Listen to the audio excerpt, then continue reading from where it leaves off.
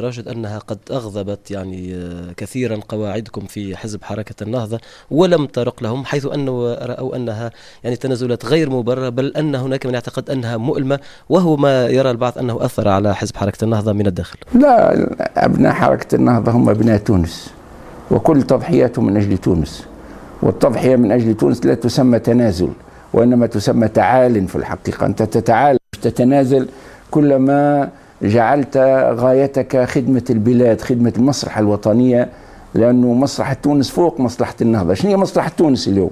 مصلحة تونس أنه نخرجوا بلادنا من المأزق، نخرجوا بلادنا من حالة التجاذبات اللي طالت أكثر من اللازم. مصلحة الاقتصاد التونسي اليوم في أنه السياسيين يتوافقوا، يوصلوا إلى وفاق وطني، ومن أجل ذلك النهضة عملت التضحية هذه. كان ممكن نحن نتمسكوا بالقانون ونتمسكوا بحقنا السياسي أنه نحن منتخبون، وبالتالي لا ما نسلموش إلا بانتخابات أخرى، ولكن نحن اعتبرنا أنه مصلحة البلاد فوق كل شيء.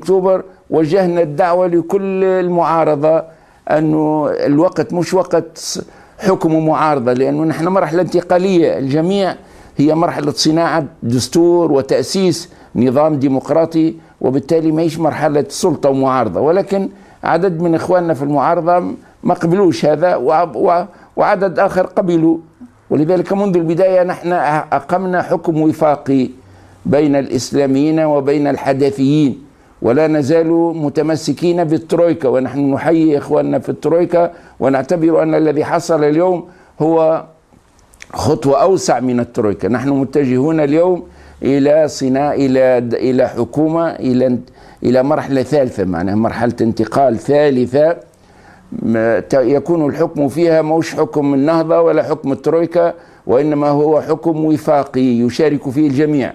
وبالتالي منتظر بعد شهر باش نلقاو أمامنا مش حكم ومعارضة، وإنما باش نلقاو حكومة وفاقية اخترناها كلها بإرادتنا من أجل أن توصلنا إلى شاطئ الأمان، إلى استكمال المسار الانتقالي وإجراء انتخابات حرة نزيهة. وبالتالي حتى حد ما يقدح في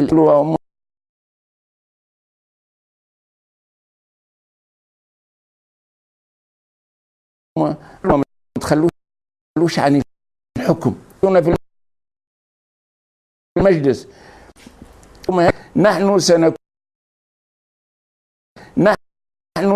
سنكون مشاركين في اختيارها، لن يفرضها علينا حد، هي حكم وفاق وطني. وبالتالي مؤتمر الحوار الوطني هو الذي سينتج هذه الحكومة الوفاقية التي ستجمع الجميع. وبالتالي الإنسان ما يندمش إذا ضحيت من أجل بلادك، من أجل المصلحة الوطنية، من أجل عيون تونس، ما تندمش بل تفرح، واعتبر أن هذا في سبيل الله تفعل ذلك، وبالتالي فأنت مأجور أيها التونسي